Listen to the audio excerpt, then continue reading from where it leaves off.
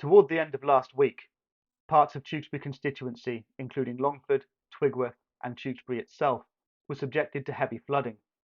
Home defences were breached, belongings were destroyed, and crucial access routes became impassable as the water level rose overnight.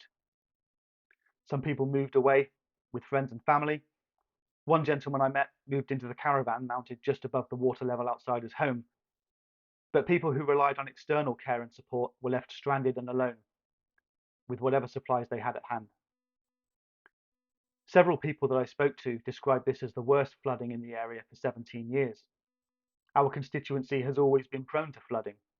The River Severn flood warning area extends from the north of the constituency to the south, from Twinning down to Longford, and residents have always been resilient to it. But recently, there is a disturbing and hazardous additional factor for residents to contend with. The practice of water companies such as Severn Trent dumping raw sewage into UK waterways has been reasonably well reported.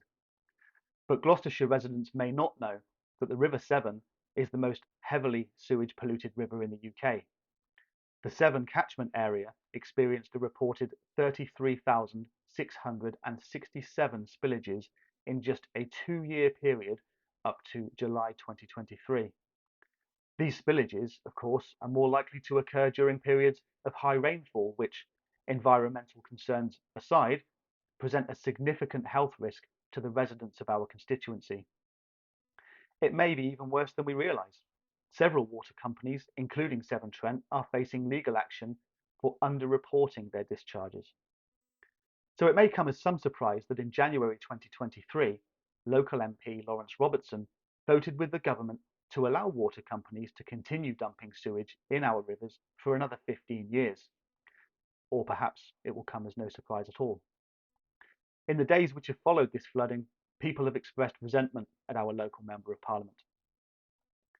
I will continue to be vocal in my objection to this practice, both for the inherent risks to residents and for the dire impact on wildlife and the environment. I will stand up for affected residents and for the change which Tewkesbury needs.